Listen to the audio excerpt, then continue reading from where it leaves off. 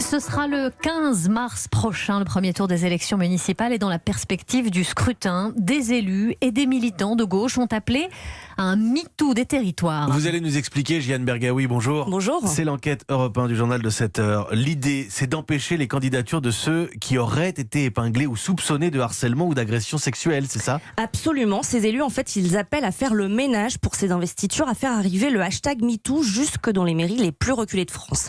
Alors, il y a déjà des premiers résultats. À Firminy, près de Saint-Étienne, les communistes ont lâché leur candidat officiel condamné pour agression sexuelle. Au Parti socialiste, on est sur la même ligne. Il ne faut rien laisser passer, explique le patron du PS, Olivier Faure. On n'a pas les moyens d'enquêter sur les uns et sur les autres.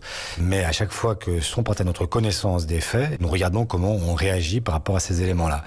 Quitte à y perdre des bastions dans lesquels nous sommes là depuis longtemps. Risquer de perdre un bastion comme Saint-Nazaire où le PS a gelé l'investiture du maire sortant, David Samzin.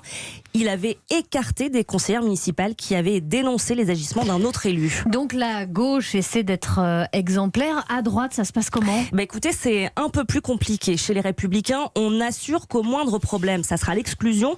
Pour l'instant, aucun cas n'a encore été signalé. Pour les centristes de l'UDI, on estime qu'il ne faut pas se substituer à la justice. Le parti centriste n'a pas eu besoin, par exemple à Laval, d'intervenir pour que le maire François Zocchetto, soupçonné de harcèlement, annonce qu'il ne rempilerait pas. Un sujet donc assez délicat, comme le dit Hélène Bidard. Elle préside l'association Élus contre les violences faites aux femmes. Sur les agressions sexistes et sexuelles dans les partis, on retrouve un clivage gauche-droite avec des partis de droite où il ne s'est rien passé. Pas une expression politique de la part des premiers dirigeants, rien. Et c'est assez inquiétant parce que ça veut dire qu'il y a des personnes qui doivent souffrir de ce manque de parole. Le plus dur finalement pour trancher, c'est quand il n'y a pas de plainte. Oui, alors où placer le curseur ? Des blagues lourdes, est-ce que ça mérite une exclusion ?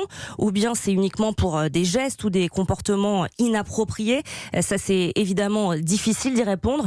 Chez les LR, par exemple, on est bien embarrassé avec le cas de Georges Tron, l'ancien secrétaire d'État accusé de viol, qui, vous vous en souvenez, a été acquitté.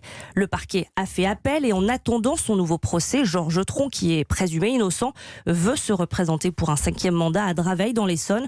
Enfin, au Rassemblement national, pour l'instant, c'est le silence. On a passé des coups de fil, mais aucune réponse. Le MeToo des territoires et des partis aussi, donc, avec Jeanne Bergaoui pour Europe 1.